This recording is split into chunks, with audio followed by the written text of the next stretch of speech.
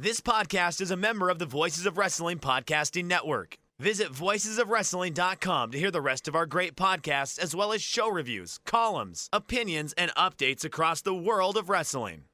To the highway in a brand new day. Over the rainbow, gotta let it go. So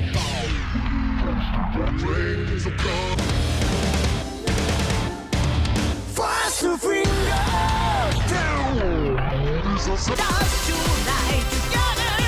Here everyone is singing.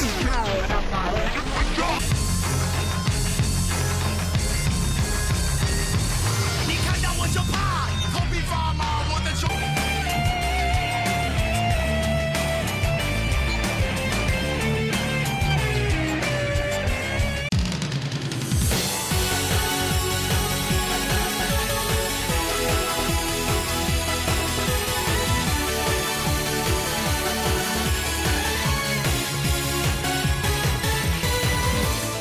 Welcome back to Open the Voice Gate, King of Gate Update Edition. We are members of the Voices of Wrestling Podcast Network. You can find us on the Voices of Wrestling dedicated RSS feed or the Open the Voice Gate dedicated RSS feed on all the podcast platforms and applications applicable. You can find us on Twitter at Open Voice Gate. I'm one of your hosts. It's your old pal, Iron Mike Spears, and I'm joined as always by my good friend and co-host, Case Lowe. Case, how's it going? Another week, another set of King of Gate shows to talk about. We recorded an episode of Rewatch and Rewind last night that you will hear in your airwaves soon. And during that show, I decided that I wanted to drink a Sprite during the recording. Now, I am a man, I do not consume alcohol, even though I am now of age. I typically stick to 3 drinks, Pepsi, Sprite, and a combination of either Gatorade or Powerade, depending on what is available at that moment. I thought, you know what, maybe I don't need a Gatorade while I record this Rewind and Rewatch. Turned out to be a huge mistake. Felt like it just threw off my rhythm. I am back to the Gatorade, the Fruit Punch Gatorade to be specific. It's one Mike, of the top players. It's no lemon lime. The lemon lime, when we're talking Gatorade specifically. We're not talking about G2. We're just talking about Gatorade. Oh, I'm not going to drink a G2 anytime soon. No, sir. We are talking about all natural Gatorade with the G. Fruit Punch is a serious contender. Not a top tier flavor. Well, it is a top tier flavor. It is not the best flavor. I think, again, those honors belong to lemon lime. But I feel a little bit more comfortable tonight knowing that I have a Gatorade by my side and Mike Spears on the airwaves with me. And now we got to talk about these King of Gate shows. I mean, nobody else is going to. We have to. You know, I always have iced tea with me. It's one of those things that, like, if I ever have, like, I'm either an iced tea at this point or sparkling water, but I realize that sparkling water, I then immediately have to mute and burp nonstop. So, well, and you are an elitist of sorts, and you prefer to have your sparkling water and to feel above the common man like myself. Me, I usually get store brand water. I do go out, and I did get La Croix for a while, but La Croix sucks. It's a terrible like carbonated drinking water. Battery acid. My former girlfriend, and we say LaCroix here. That is another huge. That's why I'm the common man, as I say LaCroix and you say La Croix. She would constantly have me try new flavors she was getting, and every single one was worse than the last one. It is one I legitimately cannot imagine drinking that by choice. It is so bad and so gross. Now, I am not a picky eater, but I do consider myself to be a picky drinker. Like, there's not a ton of drinks that I like. I really only like Dasani water, and I've heard that's a bit of a hot take. It tastes like plastic. No, Dasani tastes cool, crisp, and refreshing. That is what I'm looking for in a water. You're a college kid, so that's the bottled water you have on campus, but it's dirt. I use a water filter, you know, like, and we have decent water here, so, like, it's usually me just making sure that there's, like, whenever I'm baking, I have decent water for that. But Dasani tastes like plastic, man. What's your deal with that? It is my preferred water. I have grown up in a house that is loyal to Ice Mountain and the Ice Mountain Enterprise. And when I discovered Dasani, it was such a big game changer for me. Now, do I drink as much water as I should? No, of course not, because I'm a human, and after all, I can't be perfect. But when I am looking for H2O, when I am looking to hydrate specifically, or just to cool off, I am reaching for the green cap. I am reaching for the Dasani water because I think it is far and away the best tasting water there is. And if you disagree with me, please let me know at OpenVoiceGate or at _ in your case on Twitter. One of the accounts, because I have the password to both of them. I'll respond to you from both accounts if I have to. But with all the turmoil going on, I would like to make my stance clear that in this world, I support Dasani water. I think it is the best tasting water there is. You're a lunatic. I could argue with you weirdly about water and drinks. I did grow up in a Pepsi household, so I understand. As did I. No, I completely, and we are a rare breed these days. I take a lot of crap for my enjoyment of Pepsi products, but I stand by that as well. You know what it is? And I think this is a case of where my parents are from and where you're based in. It's a Midwest thing for Pepsi. Pepsi is a Midwest Wholesome drink. Midwest people, not these coastal elitists, not these big city slickers. The real people of America enjoy Pepsi products, and that is what we are trying to explain to you on Open the Voice Gate. That is what we're all about. And what we're all about is this last weekend of King of Gate shows. We had nights 7 and 8. We're getting to the end of this. We had the block finals. I'm just going to read off all the results, case, and then we'll get into our takes. Block A was Yamato defeating Diamante in 10 minutes 21 seconds with the Frankensteiner of the Almighty. Block B was the big upset with Kaito Ishida getting the win over the Open the Dream Gate champion Naruki Doi in 14 minutes and 10 seconds with a schoolboy. Block C was Ada defeating Dragon Kid in 9 minutes and 31 seconds with Imperial Uno. And then on the next night, we had the second chance battle royal where Naruki Doi was the survivor. He is the fourth person in our final elimination matches. He will be on the semifinals coming up this weekend. Other people in the battle royal were Genki Horiguchi, Ryo Saito, KZ, Ben K, Dragon Dia, Jason Lee, Yosuke Santa Maria, Big R Shimizu, and Hyo. And then we had the big UT return match where UT got to face off against the principal, the maestro of the Dragon system in Ultimo Dragon. He would fall in 10 minutes and 52 seconds to the Mexican stretch. And Case, after the second week, we were kind of down on the shows that we had. But week 3 of King of Gate, really there was only one match here that I felt like was massively underwhelming. What was your take on the weekend at large? I think you have to come away from it with a positive outlook on the tournament as a whole, because that second set of shows were rough. I mean, there just wasn't a lot to get excited about. They felt lifeless.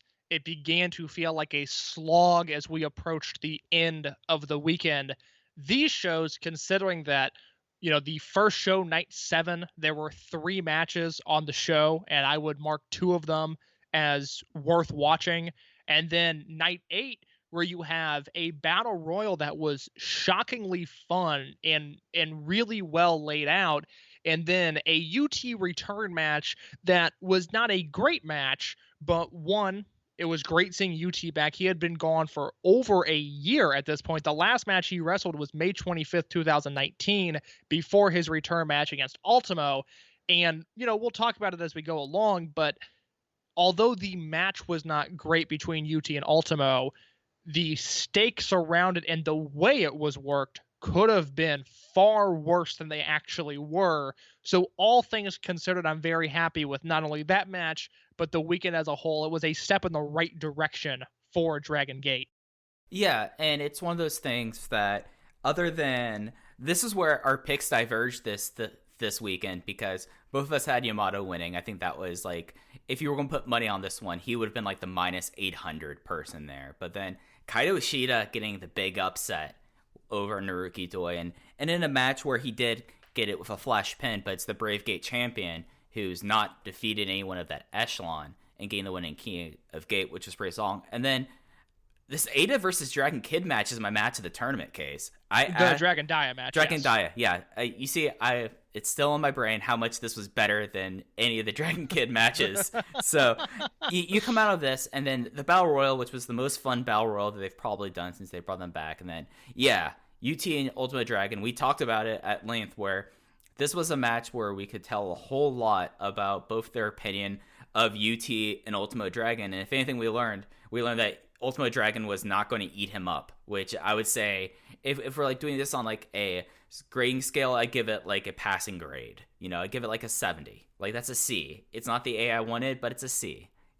C for college. But it just was something that like the only match that I was really kind of disappointed in, and I should have saw it coming, was Yamato and Diamante. Like that was the only block match that I felt like was underwhelming, but I thought the finish that they did was pretty inventive, with Yamato getting the Frankensteiner, the Almighty, out of the Vuelta finale. So I thought that was pretty smart. So I thought this was a strong weekend, and I thought that it presents a very interesting dilemma coming up for when they do the draw for the semifinals and finals. Yeah, so let's go match by match through this, just because there's not a ton of content to break down on these shows.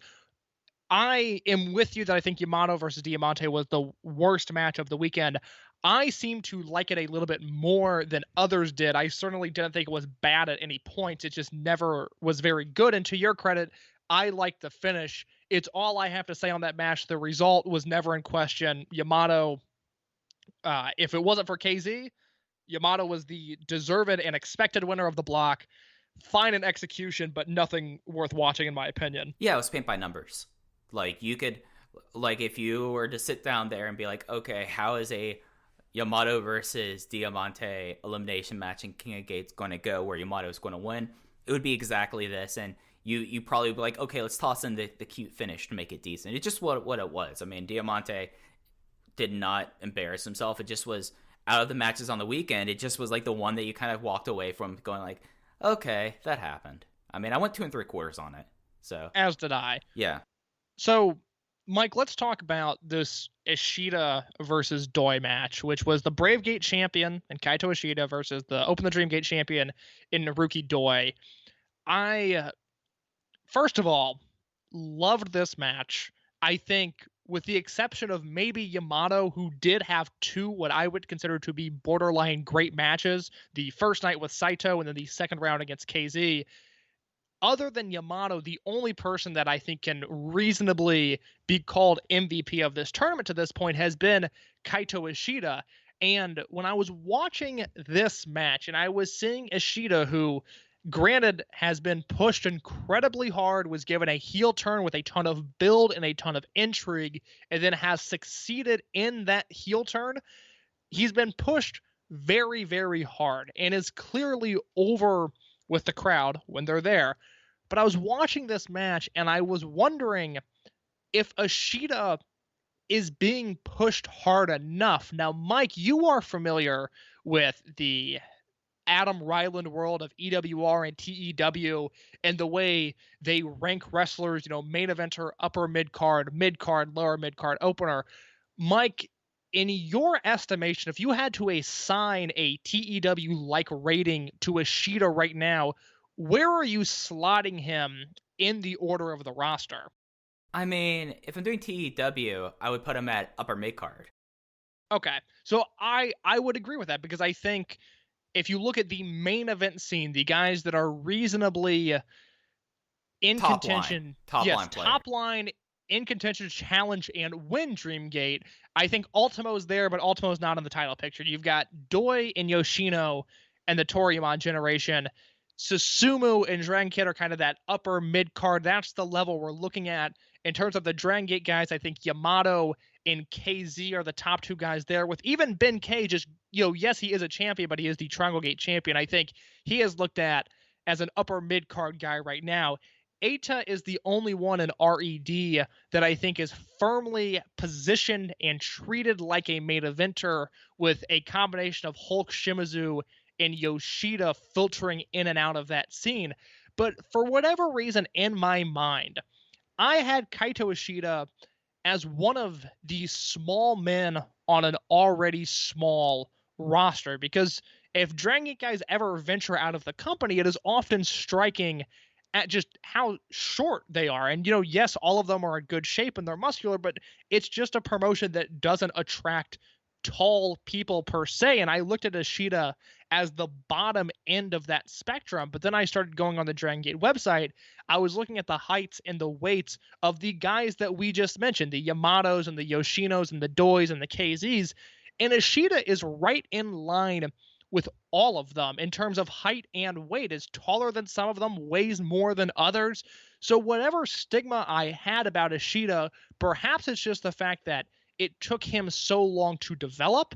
Perhaps it's the style that he works. I am not sure what it is, but I had been stigmatizing Ishida as a guy who, for how good he is and for how over he is, I looked at his Bravegate title run as maybe the ceiling, with the exception of, a prolonged Twin Gate run Sure. that he could have later in his career. But now I look at Kaito Ishida, the way he stood up to Doi in this match, the way he looked credible against the top guy in the company, I think we have to start treating Kaito Ishida like he is, if not a top of the line, top tier guy right now, someone that will be there very, very shortly. Am I off base in thinking that Ishida can go up from this Bravegate title run?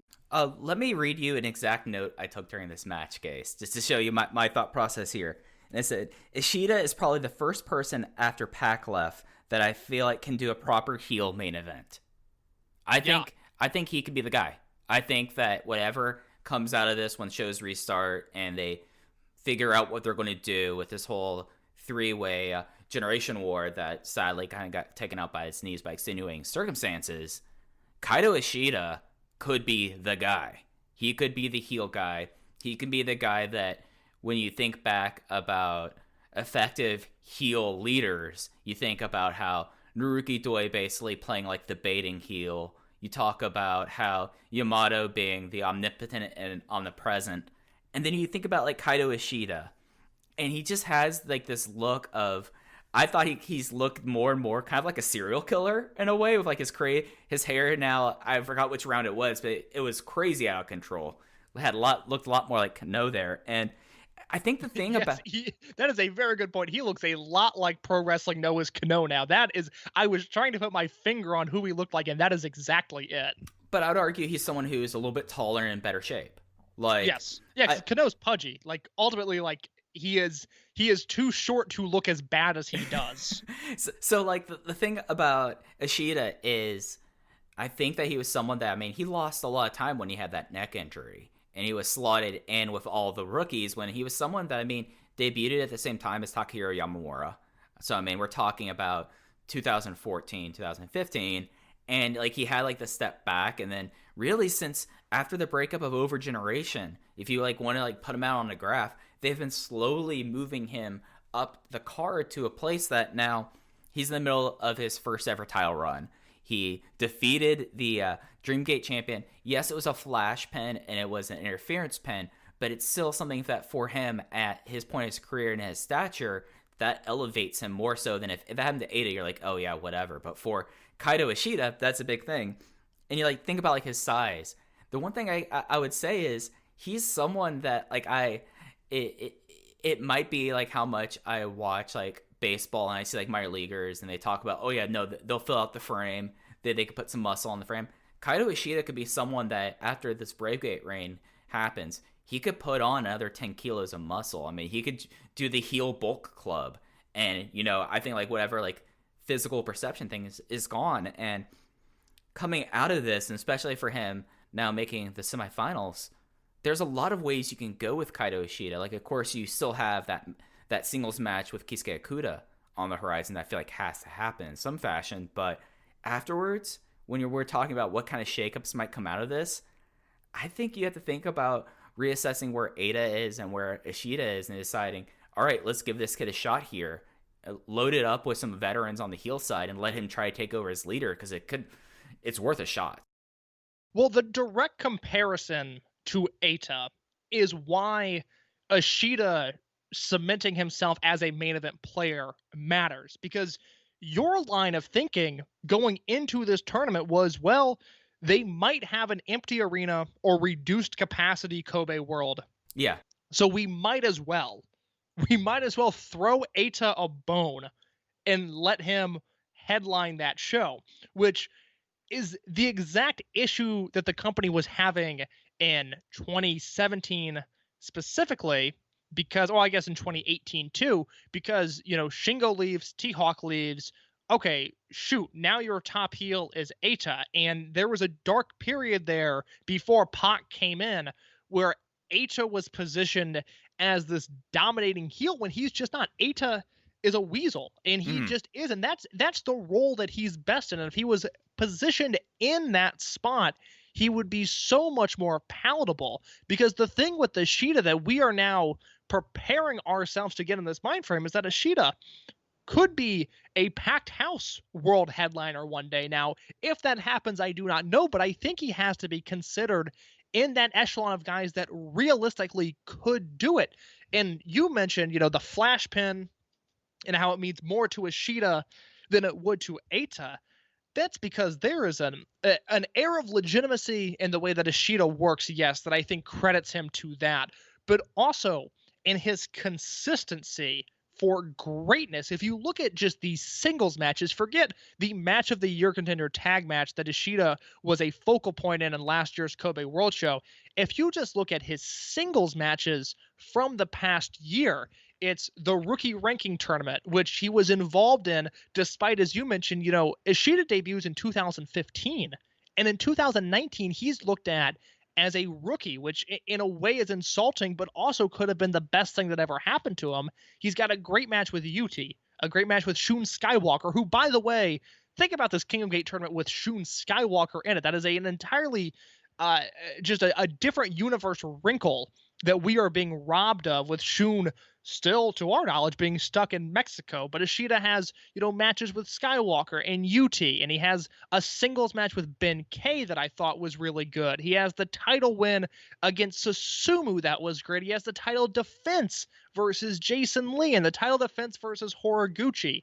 Kaito Ishida is deadly consistent in a way that now echoes the patterns of when he's on a Yamato or a Masato Yoshino or a KZ. The thing about Dragon Gate, to me, the guys that make it and make it big in this company, they are awarded by their consistency. It is why Takashi Yoshida will never be a Dream Gate champion. If he becomes one, God help us all. Because Yoshida is not a consistent wrestler. He is not guaranteed to meet your expectations. Kaito Ishida for the past year has not only been meeting my expectations of him, he has blown them away. And this match with Naruki Doi, while not a great match, I gave it 3.5 stars. It was very good.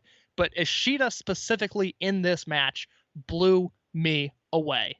Well, I think the thing you look at is the Kobe World Main Event headliner like a reasonable ceiling for people? And with Eita, that's still something where I'm like, they could put him there, but I don't know if that's going to succeed at this. And whatever percentage it is, like it's the highest comp you can put on someone in Dragon Gate. Oh yeah, you could put them at Kobe World. You can put the weight of the biggest event of the year on their shoulders. It's not out of reach for Kaito Ishida. It's not something that I would expect in 2020. Of course, not this year, or in 2021. But he's someone that he's younger than you think, and he's been putting it together that you could tell that they have plans and confidence with him. And it's enough so that, this weekend he will have at least one big singles match. So I'm excited to see where that goes. And you talk about people that they have confidence in. Dragon Dia. Oh my God. Dragon Dia had my match of the tournament. That was my match. It was incredible. Ultimately, and I say this in my review at voicesofwrestling.com, this is the Night 7 King of Gate show, I let out an audible groan when Eita won this match, and it's not anything to do with Eita, because ultimately, when we are looking at wrestling from the lens that it is made to be viewed at, this kayfabe perspective, Eita did exactly what he was supposed to do. He was locked in with his character, and he had a very good in-ring night on this night. But it is also a slight on Eita that all I could think of after this match was said and done, God, the finals would be so much more interesting if Dragon Dia was involved instead of Eita. And again, Eita was great in this match, and he has potential with the we'll get into it, but the finals, or the semifinals rather, will be determined by lottery, so we don't know the exact matches yet, but Eita could wrestle Yamato, Ishida, or Doi, which are all interesting matches on paper for various reasons. But Dragon Dia in that spot, just with the way he's worked over the past 6 or 7 months, I know Dia would deliver against any of those guys and would create an interesting matchup. And I just don't have that confidence and Eita. It is the same reason that, like I just said, that Yoshida will never be champion. The same thing is true about Eita, and that is the biggest flaw of this RED unit. The red, black, and yellow, which come August will have been around in the company for 5 years now. They desperately need, at the end of this Toryumon generational Dragon Gate warfare, to break up and rebrand the heel unit, because we're approaching 5 years of Berserk Antios RED combinations. Eita has proven time and time again that although he was great in this match, he is not the leader for this company and their heel units. And it's one of the things that when I say, oh, if this is going to be a low capacity or an empty arena thing, the idea of him winning the King of Gate would be we can build him up to be perceived as this as he wins this tournament.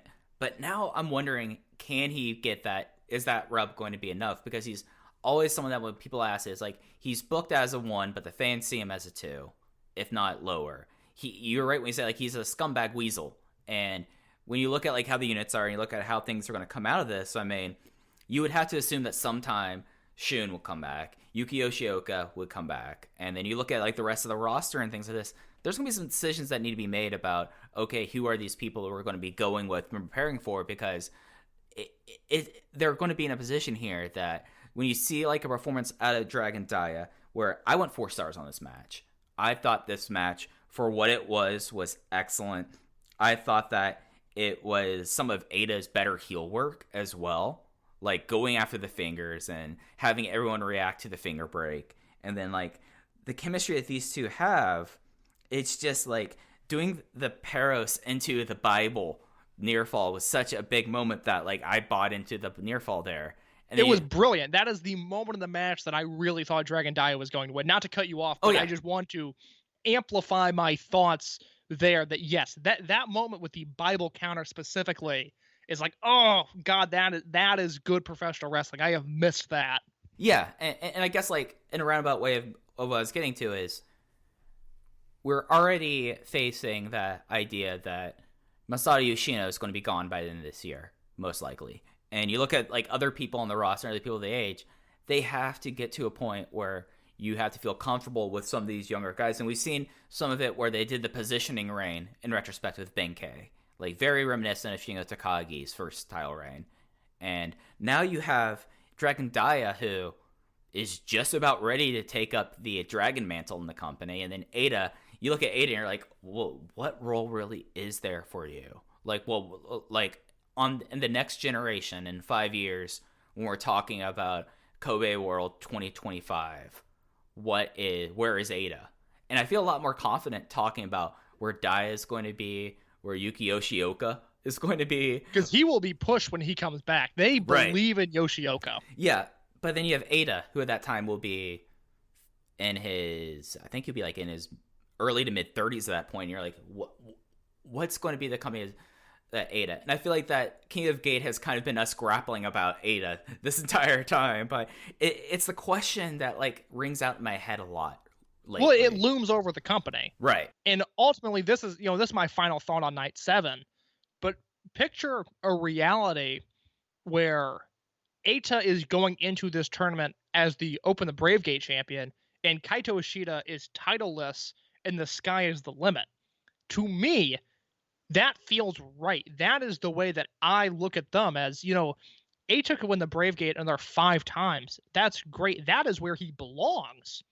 Ishida should be the defiant leader of this heel unit at this point, and it's not that way, and it's not going to be that way, and I accept that. But and we have talked about it time and time again, the optics of Eita being positioned as the top heel guy in this unit is ultimately doing detriment to this company, despite the fact that he has great matches like the one he had with Dragon Dia. Yeah, and it's something that this is a combination that they should feel comfortable coming back to. Like that. That's my other big takeaway. One thing that I noted in my review was they did not wrestle each other, as in Dragon Dia and Eita. They did not wrestle each other once in 2019. They had no contact with one another. Now, Dragon Dia was hurt for part of the year, but there is not a 6-man, not a tag, not an 8-man, not a singles match between these two. They did not touch for an entire calendar year. Now, they've had interactions since the start of 2020, but I mean, even the empty arena Sambo Hall shows, those just feel like so long ago that this felt like a fresh pairing.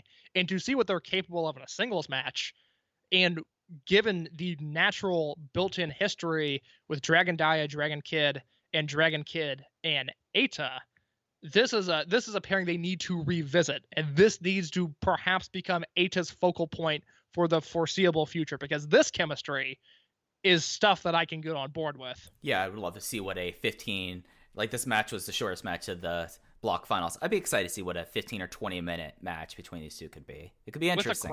With a crowd and commentary. I mean, this is crowd commentary. This is what we should be building towards. This was again, I like Yamato versus KZ a little bit better, but if you have not seen King of Gate at all and you are wondering where to start with Eita versus Dragon Dia. That was a phenomenal matchup given the empty arena setting. Yeah, and on my match list, which I've updated now through everything, it's pretty easy for me to do match lists now that it's that now we have like empty arena stuff here. I only have 4 must matches, and this is my most recent one, so it's worth going out of your way to see. But night 8, so UT is back, and we were kind of fearful. We were interested to see what happened. And what I felt like happened more so is like this was a 10-minute match where the first 5 minutes was like, all right, we're just going to go out there and grapple and see where things are going. And that was totally fine.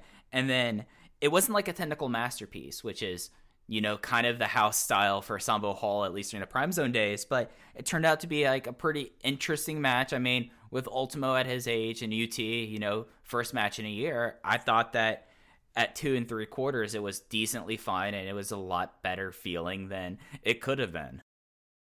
Yes. The important thing to note here is that this could have gone far, far worse for UT than it did, because Ultimo Dragon has eaten up people with a higher status and with far more talent than UT. And I love UT. Remember, I turned the corner on him last year. He went from a guy that I had no time for to a guy that I very, very much enjoyed. But Ultimo had a chance here to no-sell his moves, to shrug off his offense, to just present a demeanor. Ultimo Dragon, and rightfully so, he is a legend of the century. Ultimo Dragon exudes this level of greatness that if you can't match that, it will look so much worse in return, because Ultimo will belittle you in the process. And I think Ultimo, just being older, he's softened that a little bit. He's no longer in a pushed position, and really, I don't think any company is in, because he doesn't hold titles anywhere unless they're a fringe lucha title that I'm unaware of. He's clearly cycling down his career. I think this match was a lot of fun for Ultimo to wrestle in, and it was great to see UT back. Going forward, I think UT is going to, hopefully, given, the idea that shows will continue, I think UT is someone to watch in this generational warfare as someone who was on record. Part of his story is that he idolizes a lot of the Toryumon generation, but he is also someone that I could very easily see turning heel at some point and becoming a more rambunctious sort of a hybrid of Yo and Kaito Ishida. I think UT could fit somewhere in the middle there, but we'll see. Maybe he stays true to his generation and continues to have great matches.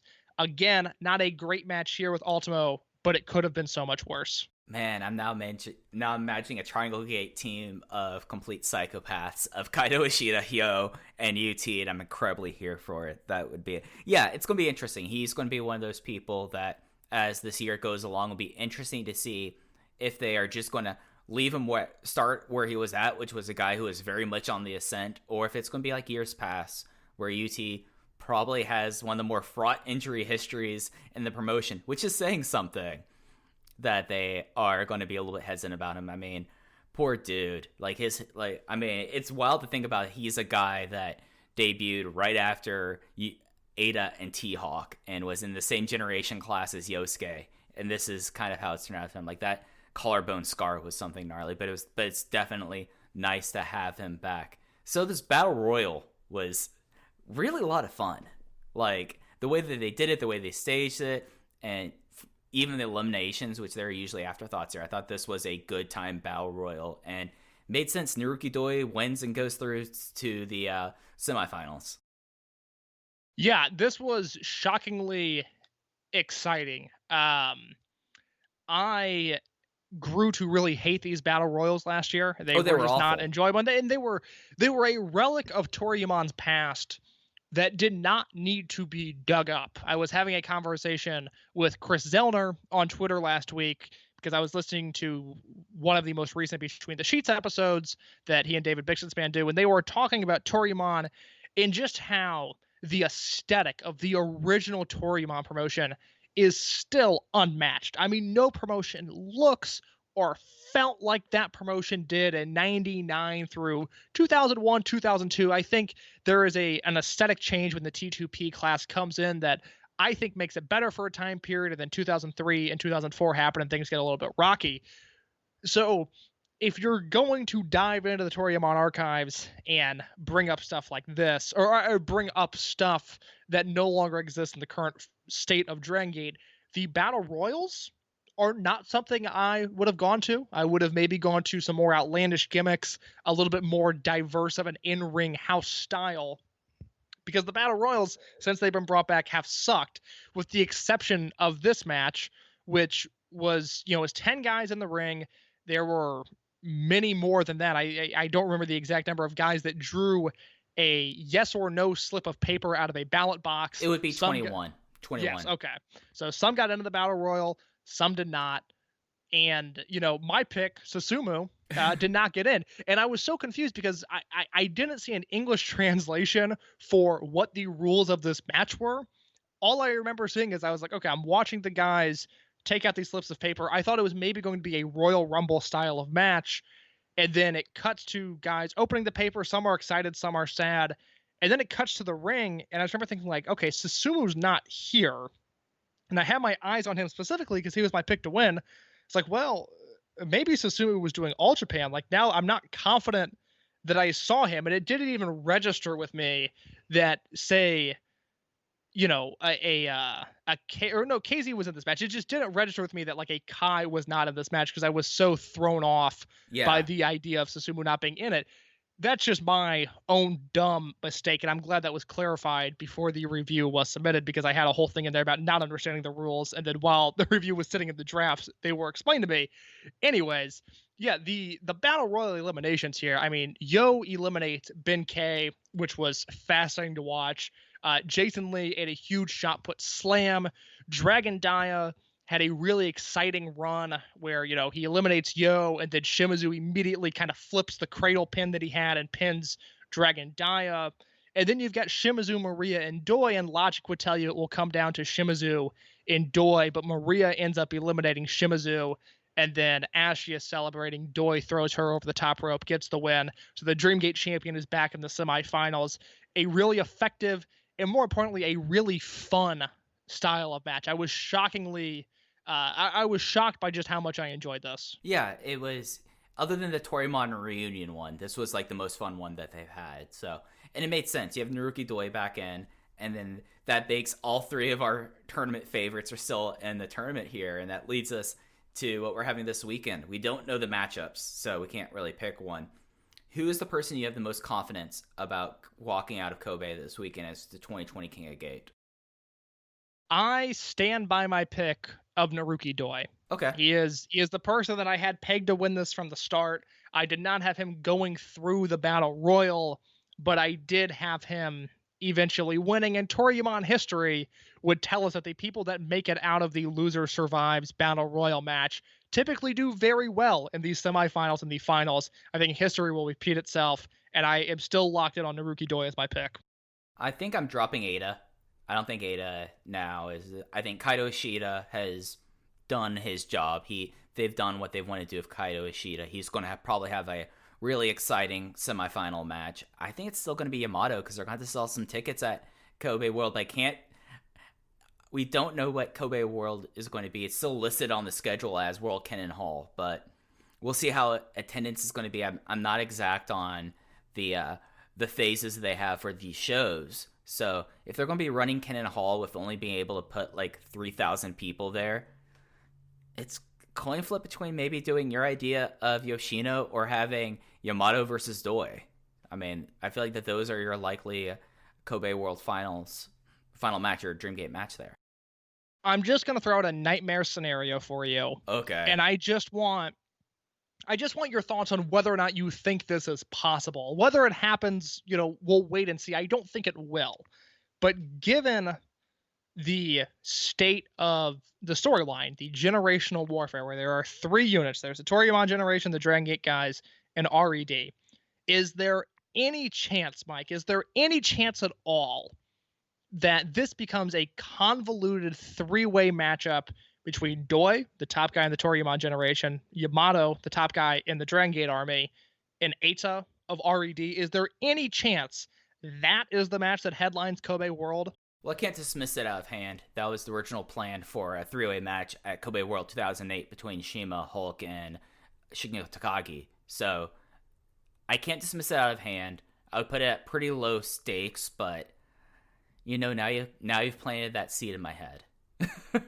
It's just that is exactly it. It is Yeah. a thought that I can't shake. Yeah. And if they're trying to find a way to get out of doing the war, that'd be the way to end the war, unless you're gonna be doing a crazy 3-way 15-man match, So Yes, Wow. which is more unlikely, but it's still the triple Yeah. threat match. I don't want that to happen. I think that'd be awful if that happened. I don't support that idea in the slightest. It is something that I can't entirely shake. Yeah, you can't dismiss it out of hand. I can't say that that's going thing. And it just seems like that's now you have me dwelling on this case. Now I could see that happen. I don't give it a high percentage chance, but I can see it happening. I don't know if that's the right move. Well, we do know for sure that this is what is ahead of us. We have on June 6th the semifinal pairings that will be decided via lottery. So like we said, the A block winner, Yamato, the B block winner, Kaito Ishida, C blocks, Eita, and the second chance battle royal winner, and the Open the Dreamgate champion, mind you, Naruki Doi. Those 2 semifinals matches will be on the 6th, as well as the debuts of both Madoka Kikuta and Soru Fujikawa. They will be wrestling Kenta Kabune and Taketo Kamai in what could be an excellent tag team match. I'm really excited to see that. And then on June 7th, all we have announced is the King of Gate 2020 finals. I am really stoked for this Kikuta and Fujikawa debut match. We get to see the Capoeira master face off against the mini Naruki Doi and my main man Taketo Kamai. There's a lot. I was kind of dreading the block finals after we had the very dry second week of shows, but I am stoked for what could come out of this next weekend. Yeah, the possibilities in a way are endless, because you've got 4 guys in the promotion that reasonably could win this tournament. You've got the rookies debuting, which I'm super excited about, and we get more Kento Kabune, who is, speaking of guys that could possibly headline World one day. Everything I hear is that Kabune will be a top of the line guy sooner rather than later. At least for the time being, things are looking up for Dragon Gate. Yeah, things are at a point where we will start seeing stuff. We don't have the July schedule ahead of us out yet, but we do have the big date on the calendar is Sunday, July 26th, as that is still listed as the date for Kobe World. And we should know this weekend if there's going to be a Kobe World or something. We should know what the top line Dreamgate match could be coming out this weekend, and that is really exciting. Well, Case, we talked about when we first started doing this, it's going to be 30 minutes. We went 45 here, but we had to argue. But there was stuff to talk about on the show. I mean, this was, it felt good. There was juice to these matches and to these storylines. It wasn't the paint drying King of Gate that we had seen previously sans a match or two. It feels good to be able to get fired up and talk about Dragon Gate. It does. Some other day, I'm going to really drill down your fixation on Dasani, because that just completely is serial killer shit in my books. But yeah, we are approaching the end of this. We'll be back next week to talk about these shows. Okay, so what do you want to plug before we get out of here? As always, the Twitter and Instagram or I guess not the Instagram. Don't follow me on Instagram. I'm on there, but don't follow me. But the Twitter that talks about professional wrestling @_your_case, and the Open the Voice Gate account @Open Voice Gate. And I'll mention this one more time on the podcast because I realized last night that I plugged this organization on a podcast that won't come out for weeks. So I might as well give it a little bit more immediacy now. But if you are looking to just help one of the many organizations that are doing good right now, and you'd like to help specifically the South Side of Chicago, I would recommend StopChicago.org, the South Side Together Organizing for Power. They do things such as working with the city to provide housing for low-income people. They provide mental health care, and they are looking to revamp a lot of the education in the South Side of Chicago right now. I am currently not in Chicago, which is both good and bad. It really bums me out to see the way, or I guess the shape that the city is in right now. But if we can all, come together and in whatever way that is for people, at the very least, you can give to a good organization, an organization that has roots in the community and will be here way after just anybody passing by that looks at this as a week of issues rather than generations of issues. Organizations like Stop Chicago will be here for the long run. So I'm not going to tell you what to do with your money, but if you're looking to get involved with Chicago, StopChicago.org is where I would turn to.